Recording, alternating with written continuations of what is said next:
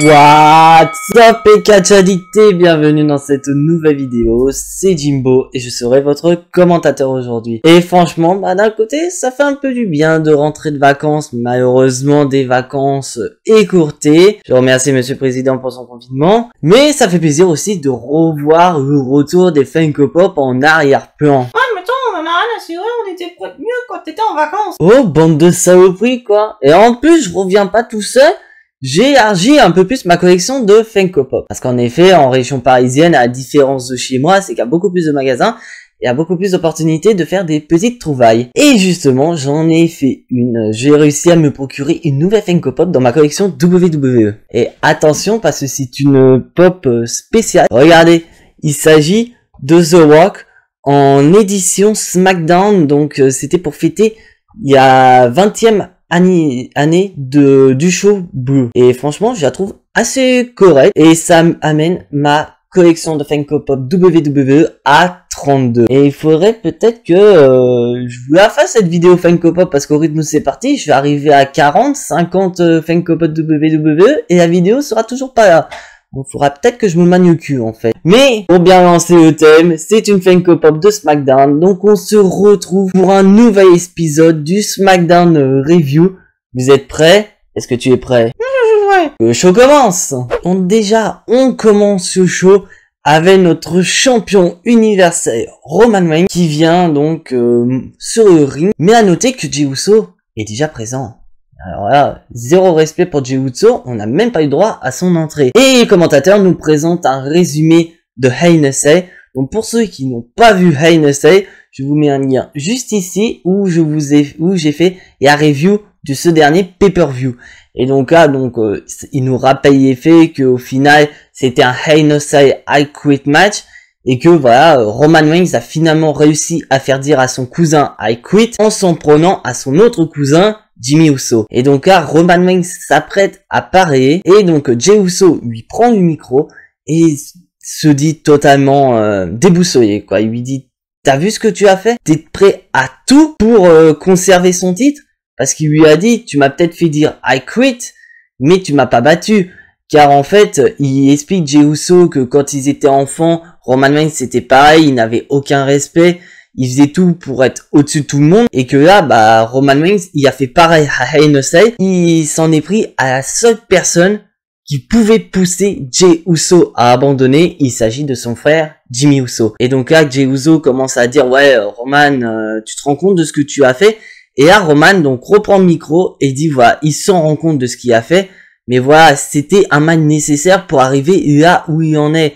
Parce que comme vous avez vu à Hell in a Cell après match, on a donc le papa de Roman Reigns et son oncle, donc qui est plus grand patriarche donc de la famille à l'heure actuelle, qui ont désigné Roman Reigns comme chef de tribu en lui faisant cadeau du collier de fleurs, donc traditionnellement dans les familles samoan. Et donc là, il dit tout simplement que voilà, même son oncle et son père sont en colère face à Jey Uso. Et tu vois que durant la causette de Roman Reigns, parce que je vais dire honnêtement c'est la causette, Jey Uso il en peut plus, il en pleure, il est déboussolé, il sait plus quoi faire. Est-ce qu'il doit rejoindre Roman Reigns ou être contre Roman Reigns et subir les conséquences que Roman Reigns compte faire? Parce qu'il sait que Roman Reigns est un homme de parole, car il avait prédit qu'il ferait abandonner Jey Uso, il a fait Hell in a Cell. Donc Roman Reigns avait bien dit que si Jey Uso ne rejoignait pas la famille, il serait renié, il subirait les conséquences de sa décision. Donc on voit vraiment que Jey Uso est tiraillé dans cette décision. Et Roman Reigns lui dit que à l'heure actuelle tu comprends pas, tu veux pas te joindre à moi, mais tu verras, ce soir, tu vas rejoindre les rangs de la famille. Et franchement, je trouve ça génial parce que on nous informe en plus que le main event de ce soir sera un match entre Jey Uso et Daniel Bryan pour les qualifications pour les Survivor Series pour représenter SmackDown, sachant que Team Raw déjà a AJ Styles, Sheamus et Kissy. Et franchement, je trouve ça génial parce qu'on voit vraiment Jey Uso, il sait plus quoi faire. Est-ce qu'il doit prendre la bonne décision, mais il sait pas c'est laquelle? Est-ce qu'il doit rejoindre Roman Reigns pour vraiment être sûr, être tranquille au niveau de sa famille, ou tout simplement continuer à être contre Roman Reigns et Roman Reigns met ses menaces à exécution. Donc franchement, je suis très curieux de voir la suite et on aura peut-être la décision dans le main event.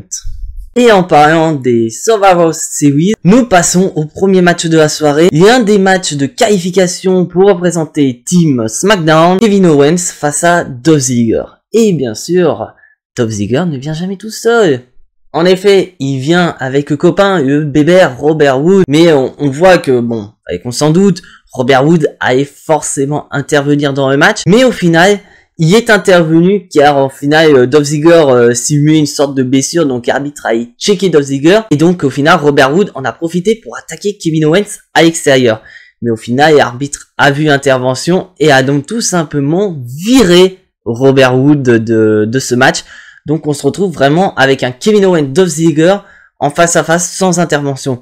Et le match voilà, est assez correct qui se termine par une victoire de Kevin Owens sur un stunner. Mais au fait Kevin Owens, ta tenue que tu avais là du côté SmackDown, ça va être ta tenue officielle parce que ça fait quand même 2 semaines d'affilée que tu te changes pas et que tu combats en jean. Et donc au final, Kevin Owens devient le premier représentant de SmackDown dans le match traditionnel des Survivor Series à 5 contre 5. On passe en quiz avec l'autorité de la WWE, j'ai nommé Adam Pearce, qui est en train d'organiser donc vraiment les matchs pour les Survivor Series. Et nous avons donc Natalya Billie Kay qui commence à négocier avec Adam Pearce en disant tu devrais me mettre dans le match Survivor Series féminin car une comme l'autre on mérite. Sauf que voilà, les 2 femmes sont en train de se crêper chignon en disant ouais mais moi je mérite mieux que toi, mais moi je mérite mieux que toi. Et d'un coup on a Bianca Belair qui veut elle aussi faire partie de cette équipe. Et donc on voit qu'elle commence un peu à se chamailler et Adam Pearce, en figure d'autorité comme il est, décide donc d'organiser un match triple menace entre ces 3 superstars féminines. Et la gagnante de ce match représentera SmackDown dans le match Survivor Series féminin. Et bah moi je vous cache pas, dès que tu m'as annoncé ça sur le papier, j'avais déjà ma favorite, mais je vous laisse ce mystère durant la vidéo. Et donc là, on est toujours en quiz, et là c'est avec une interview enregistrée il y a bien plus tôt. Il s'agit de l'interview de Lars Sullivan. Et donc Corey Graves qui est là en tant que journaliste, lui demande d'où vient ce surnom, ce freak. Et donc là, Lars Sullivan nous raconte grosso modo que quand il était âgé de 9-10 ans, bah du fait qu'il y a une corpulence assez imposante, bah les enfants, dans un air de jeu avec lui, chantaient sur lui et le surnommaient The Freak Show. Donc en gros, Lars Sullivan prédit grosso modo, voilà, il s'est fait harceler à l'école à cause de sa corpulence, et donc ça lui a donné le nom The Freak. Et donc au final, il en pleurait, il voulait plus aller à l'école. Et là, donc, Corey Graves demande tout simplement qu'est-ce qui va se passer du côté de la WWE. Et donc là, Lars Sullivan envoie vraiment un gros message de la part de lui-même, bien sûr, en disant que voilà, celui qui manquera de respect à Lars Sullivan, bah tout simplement, bah il va souffrir. Donc on voit vraiment qu'à WWE met Lars Sullivan en avant, et on le sait, c'est Vince McMahon qui est derrière Lars Sullivan. Et bien qu'il y ait des dossiers spéciaux à Lars Sullivan, parce que Lars Sullivan est revenu il y a peu de temps, mais à peine arrivé, avait déjà des dossiers sur lui. Donc au final, Vince McMahon en a carrément rien à foutre des dossiers sur Lars Sullivan, et on voit grosso modo que il veut faire monter Lars Sullivan en puissance, et pourquoi pas en faire le monstre de SmackDown. Et franchement, s'il veut le faire devenir le monstre de SmackDown, il n'y a pas 36 solutions. Tu le mets dans un match la semaine prochaine pour représenter SmackDown dans les Survivor Series, et c'est ce qu'il faut. Parce que n'oubliez pas, du côté SmackDown, il y a qu'ici, du côté de Raw, pardon, il y a qu'ici. Donc il faut quand même des monstres de puissance pour rivaliser avec ici. Et moi, j'ai pas envie d'avoir un remake du SmackDown, des Survivor Series 2018, où tu te retrouves avec une équipe de Raw surpuissante, et du côté, une équipe de SmackDown totalement merdique, où le seul grosso modo monstre de puissance c'était Samoa Joe, et Samoa Joe a tenu même pas 5 minutes. Et donc là tu continues encore en quiz où tu as Aalyah Mysterio et donc Murphy, donc le disciple émancipé, qui sont en train de parler. Et donc on voit que Aalyah Mysterio a dit qu'elle a parlé de sa maman d'une situation. Cette dernière l'accepte, mais par contre Rey Mysterio et Dominique ne l'acceptent tout simplement pas. Et donc au final Murphy donc explique qu'il est prêt à monter dans le ring et à présenter ses sincères excuses à la famille Mysterio, car il n'est plus l'homme qui était avant, au moment où il était le disciple de Seth Rollins. Donc là, on passe donc au deuxième match de la soirée, le match triple menace féminin pour désigner la première représentante de SmackDown au Survivor Series. Donc on a Bianca Belair, Natalya et BK. Et bah franchement, je ne le cache pas, il y a zéro respect pour BK, c'est BK qui a tout pris dans la gueule. Elle s'est pris le sharpshooter de Natalya et elle s'est pris donc la prise de finition de Bianca Belair. Donc on voit vraiment que le projet BK c'est mort et qu'ils ont vraiment préféré Peyton Royce. Et donc à noter que voilà, le match est terminé par la victoire de Bianca Belair sur BK. Donc comme j'ai dit, zéro respect pour BK, mais on essaie de préserver un petit peu Natalya parce que voilà, Natalya c'est la figure vétérante, pardon. C'est la figure vétérante à la WWE actuellement. C'est la plus ancienne. Donc ils vont peut-être potentiellement, pourquoi pas, la mettre en tant que participante et pourquoi pas en tant que capitaine de l'équipe de SmackDown. Et moi ça me surprend pas que ce soit Bianca Belair qui gagne parce que WWE veut la mettre en avant. On le voit depuis quelques semaines déjà à Raw où elle faisait ses vidéos promotionnelles, où elle s'entraînait, elle battait des hommes, que ce soit à la musculation, que ce soit à l'athlétisme. Donc c'était prévisible et donc je pense que voilà le meilleur moyen de mettre Bianca Belair en avant, c'est de la mettre dans le match des Survivor Series pour après pourquoi pas la hisser en tant que main eventeuse féminine et pourquoi pas aller toquer à la porte de notre nouvelle championne de SmackDown, j'ai nommé Sasha Banks. Et donc là, on est en coulisses avec l'intouchable Carmella qui envoie un message à SmackDown en disant que elle fait tout pour progresser et que la semaine prochaine, le monde comprendra pourquoi elle est intouchable.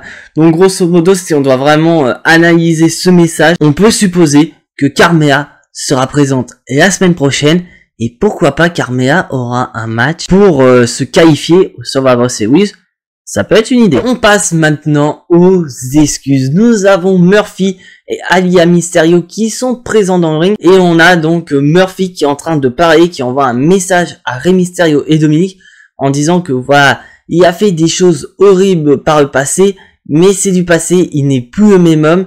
Et en tant qu'homme, il veut s'excuser face à face avec Rey Mysterio et Dominic, donc il invite ces derniers à venir dans le ring. Mais ce n'est pas eux qui viennent au niveau du ring, il s'agit du Friday Night Messiah, Seth Rollins. Et là nous avons donc Seth Rollins qui est en train vraiment d'essayer de récupérer Murphy en disant que voilà Murphy, tu as Dominic et Rey Mysterio qui vont te mépriser toujours, alors que moi c'est bon, tu peux revenir et je suis même prêt à accepter Aalyah Mysterio, peu importe son nom, ça a beau être Mysterio, j'en ai rien à cirer, tant que tu es heureux mon disciple, ça suffit à mon bonheur. Et tu vois d'un côté que Seth Rollins essaie de retourner le cerveau d'Aalyah en disant que voilà, c'est pas Seth Rollins ce méchant, il a fait tout ça parce que c'est à cause de Rey Mysterio. Il lui dit voilà, ton père t'oblige à faire des choses que tu ne veux pas faire, c'est un protecteur et il dit que son frère est tout simplement un lâche. Et là, d'un seul coup, nous avons Dominic Mysterio qui vient s'en prendre à Seth Rollins, mais on voit que Murphy, premier réflexe, il protège Aalyah Mysterio, mais juste après, il se débarrasse de Dominic pour s'en prendre à Seth Rollins. Mais on voit que Dominic n'apprécie pas et commence à s'en prendre à Murphy, mais Murphy répond et on a une bagarre entre Dominic et Murphy, et on voit qu'en parallèle Aalyah Mysterio essaye d'arrêter son frère, mais son frère n'en écoute absolument pas. Et on voit qu'à un moment donné on a Murphy qui est en train de dominer la confrontation avec Dominic, et nous avons Rey Mysterio, le papa de la famille, qui arrive armé d'une chaise et qui parvient donc à maîtriser Murphy. Et au moment où Rey Mysterio a porté un 619, nous avons Aalyah Mysterio qui s'interpose entre les deux et elle nous avoue une sacrée information. Parce qu'en effet, elle avoue qu'elle est amoureuse de Murphy. What? Et oui, elle est amoureuse de Murphy. Et Aalyah, t'as 19 ans. Murphy, il y a presque le double de ton âge quand même. Faut pas exagérer quand même. Je crois même qu'il y a même plus que... il y a au moins la moitié de ton âge. Mais là, on voit Rey Mysterio et Dominic, ils y croient pas. Ils veulent que Aalyah vienne avec eux, mais elle refuse. Et donc au final, Rey Mysterio et Dominic quittent le ring et nous avons voilà le fameux bisou, le baiser de Murphy et de Aaliyah Mysterio. Moi personnellement, je commence à en avoir marre de cette rivalité. Ils ont tout démoli tout simplement. C'était une putain de rivalité qui a très bien commencé au lendemain de Money in the Bank, qui progressivement s'est améliorée avec les débuts de Dominic, qui était génial. Mais là, ils sont en train de tout défoncer. Le match Seth Rollins-Murphy aurait dû avoir lieu le week-end dernier à Hell in a Cell et non à SmackDown. Mais là, ils vont vraiment dans tous les sens. Et franchement, ça commence à m'énerver. Ils auraient dû vraiment faire le match Seth Rollins contre Murphy et en finir une bonne fois pour toutes. Parce que là, ça va vraiment dans tous les sens. Et franchement, ça commence à me taper sur le système. Dites-moi en commentaire juste là si, comme moi, vous en avez marre de cette rivalité entre la famille Mysterio, Murphy et Seth Rollins. Et en cas, on passe au troisième match de la soirée. Nos champions de SmackDown, les Street Profits, face à Cesaro. Mais avant le match, on a les Street Profits qui ont le micro, qui nous rappellent qu'au Survivor Series, les Street Profits feront face au New Day lors du match champion contre champion. Et ils nous rappellent les faits, c'est que lundi à War, le New Day, quand ils ont annoncé les matchs Survivor Series, les derniers étaient déguisés en Street Profits. Et donc, les Street Profits nous expliquent que voilà, ils ont tout simplement aimé cette imitation, car pour eux, imiter une équipe ou même quelqu'un, c'est une forme de flatterie. Donc, on voit vraiment que on se dirige vraiment sur un match, une équipe babyface contre une équipe babyface au Survivor Series. Et je suis très curieux de voir la réaction du New Day par rapport à ça. Et peut-être que, qui sait, la semaine prochaine à SmackDown, les Street Profits vont imiter le New Day. Mais on passe au match. Et franchement, bah le match, c'est vrai que ça change un petit peu de voir d'autres équipes s'affronter entre les Street Profits et Cesaro. Mais après, c'est un match qu'on a déjà eu lors de War, à un moment donné, où on a eu un match champion contre champion lors du Brand Invitation. Mais ça reste quand même un match tout à fait correct. Et Montessor qui me fait toujours kiffer avec son frog splash qui fait un bond qui va jusqu'à la 5e, voire même 6e corde pour le tombé final. Et donc au final, nous avons les Street Profits qui remportent le match. Et franchement, bah, Street Profits, j'aimerais bien qu'ils se défendent leur titre. Mais au rythme où c'est parti, ça va être soit contre Cesaro ou Ziggler Wood. Pourquoi pas. Et donc là, on repasse en coulisses avec notre champion intercontinental Sami Zayn, qui nous rappelle lui aussi qu'il aura un match au Survivor Series, car il affrontera le champion des États-Unis, le directeur du Earth Business, j'ai nommé Bobby Lashley. Et donc là, il nous explique que voilà, c'est le meilleur pour affronter Bobby Lashley, qui représente plus qu'un continent, il représente tous les autres continents, et que il va prouver quelque chose au Survivor Series, c'est que le champion intercontinental est meilleur que le champion des États-Unis. Et franchement, je trouve ça assez sympa. Mais après, j'espère sincèrement qu'ils vont pas nous foutre cette merde qu'on a eu il y a quelques années, dont je crois de mémoire, c'était en 2018, entre Bobby Lashley et Sami Zayn, lors de Money in the Bank, où voilà, Sami Zayn a carrément fait faire venir des acteurs qui ont été la famille de Bobby Lashley. Donc franchement, j'espère pas. Mais à l'heure actuelle, c'est un match qui me fait potentiellement hyper. Et là, on repasse dans le ring avec notre nouvelle championne de SmackDown, Sasha Banks, qui est accompagnée maintenant de sa nouvelle meilleure amie, qui est nommée H.S. et maintenant ancienne meilleure amie de Bayley. Et donc là, Sasha Banks nous explique que voilà, elle et Bayley étaient supposées être les meilleures amies. Elles devaient diriger la WWE à leur manière. Donc elle rappelle du fait qu'à un moment donné, elles étaient avec tous les titres tout simplement. Mais elle finit par remercier Bayley, car grâce à elle et à sa trahison, elle a pu devenir championne de SmackDown et donc mettre fin à une ère, c'est-à-dire les 380 jours de règne de Bayley. Et donc là, au final, Sasha Banks a eu sa vengeance. Elle a pris le bien le plus précieux de Bayley et elle nomme le titre de championne de SmackDown. Et que maintenant, elle n'a qu'un seul objectif en tête, c'est d'aller affronter Asuka au Survivor Series et de la vaincre. Et on a donc Bayley qui arrive et qui dit que tout simplement Sasha Banks elle est douée pour remporter les titres, mais pour les conserver, c'est une autre paire de manches. Et elle nous rappelle un fait réel, c'est que certes Sasha Banks va affronter Asuka au Survivor Series, mais qu'à la différence des fois précédentes, Bayley ne sera pas de son côté. Et en effet, elle lui dit, Sasha Banks a battu Asuka parce que Bayley était à ses côtés. Souvenez-vous du fameux match à War où Bayley avait interdiction d'intervenir, sinon il y avait disqualification.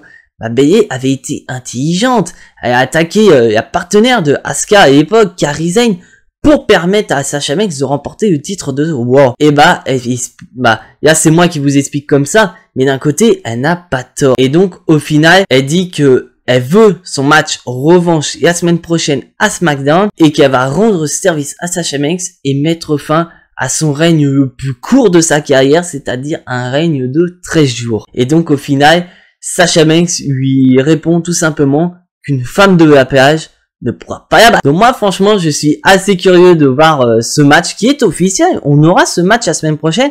Donc je suis assez curieux de voir, est-ce que, selon vous, la malédiction de Sasha Banks va la poursuivre même à SmackDown? Parce que pour info, Sasha Banks est 5 fois championne de War et sur ses 5 défenses de titre, elle a jamais réussi à conserver.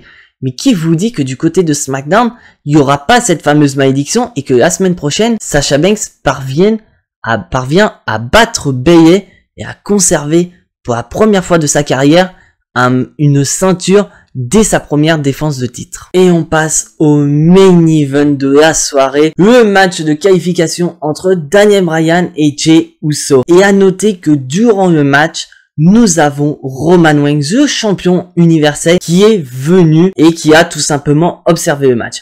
Et le match, pour être honnête, je le trouve très bon. Je le trouve très bon avec 2 voltigeurs assez sympas. Et on voit vraiment que maintenant, Daniel Bryan à la WWE, il veut qu'une seule chose, c'est de mettre les jeunes superstars en avant. Parce que oui, si vous avez vu le dernier Talk Smack, donc le petit talk show qui a lieu juste après SmackDown, et la semaine dernière, Daniel Bryan a avoué que ce sera son dernier run à la WWE en tant que catcheur à temps plein. Donc on peut supposer que Daniel Bryan, après son contrat à temps plein, va potentiellement prendre un contrat à mi-temps dans le but de pouvoir mettre les jeunes superstars en avant. Et là, c'est ce qu'il a fait, car c'est Jey Uso qui a remporté le match avec son Uso Splash. Et donc Jey Uso devient le 2e membre de SmackDown à rejoindre l'équipe aux côtés de Kevin Owens. Et je vous cache pas que pour le moment, si tu retires un membre de War pour que ça fasse un 2 contre 2, je ne vous cache pas, War est avantagé. Parce que même si tu retires par exemple AJ Styles, soit Kissy ou soit Sheamus, War a toujours avantage. Mais c'est après match qui est impressionnante, qui m'a laissé vraiment sur le cul. Parce qu'on a Roman Reigns qui monte dans le ring et qui confronte Jey Uso. Mais on voit que Jey Uso est toujours en train de réfléchir. Et là, bon, qu'ils sont en train de parler, on voit vraiment que Roman Reigns lui dit qu'il aime, etc. Et d'un coup, nous avons Jey Uso qui attaque Daniel Bryan, tout d'abord dans le ring, avec un énorme super kick. Et après avoir dit à Roman Reigns qu'il le comprend, il continue à attaquer Daniel Bryan. Et il le place sur la table des commentateurs. Et Jey Uso fait son Uso Splash du coin de ring sur la table des commentateurs, en faisant passer Daniel Bryan à travers cette dernière. Donc, on a la confirmation, Jey Uso a rejoint la tribu de Roman Reigns. Qu'est-ce que vous en pensez? Et là, franchement, j'étais vraiment sur le cul quand j'ai vu ça. On a Jey Uso en début de show qui commence à hésiter, qui sait pas dans quel camp il doit s'orienter et qu'on voit qu'à la fin du show, il s'oriente sur le camp de son cousin. Et franchement, à votre avis, est-ce que le frangin Jimmy Uso va peut-être apprécier la décision de son frère? À votre avis? Moi personnellement, je suis hyper hypé par cette rivalité depuis un moment et on voit que WWE continue cette rivalité et pourquoi pas la semaine prochaine, on aura peut-être Jimmy Uso qui va confronter Roman Reigns et Jey Uso, notamment Jey Uso, sur pourquoi il a décidé de rejoindre Roman Reigns. Donc dites-moi en commentaire si vous pensez la même chose que moi. Est-ce que Jimmy Uso, va confronter son père? Parce que d'après les rumeurs, beaucoup en parlaient d'une potentielle rivalité entre Roman Reigns et The Rock pour WrestleMania 37. Et comme vous savez, The Rock est une superstar internationale, il tourne tellement de films et coups d'assurance, etc., que ça pouvait poser problème. Mais suite à la crise sanitaire actuelle qui malheureusement ne fait qu'empirer, bah le Rock réussit à avoir quelques trous aux côtés de son planning de tournage de films. Donc on aurait potentiellement un match entre The Rock et Roman Reigns pour le titre universel à WrestleMania. Mais je tiens à préciser que tout ça, ce sont que des rumeurs, car WrestleMania, c'est qu'au mois d'avril de l'année prochaine, donc à WWE, comme à l'habitude de faire, a largement le temps de changer d'avis. Donc voilà, cet épisode du SmackDown Review est officiellement terminé. Si vous n'êtes pas abonné à la chaîne, abonnez-vous, ça fait très plaisir à la chaîne. Lâchez le petit pouce bleu qui fait également plaisir. Et activez la petite cloche pour être notifié des prochaines vidéos, car malheureusement avec le confinement, bah je vais tenter de vous divertir un maximum et vous proposer beaucoup plus de vidéos que je fais actuellement. Donc on se retrouve demain pour une vidéo détente du dimanche, mais en attendant, soyez tous très très fiers d'être fans de catch. Et à la suite, donc au prochain épisode, c'était Jimbo, je vous fais des bisous, à la prochaine.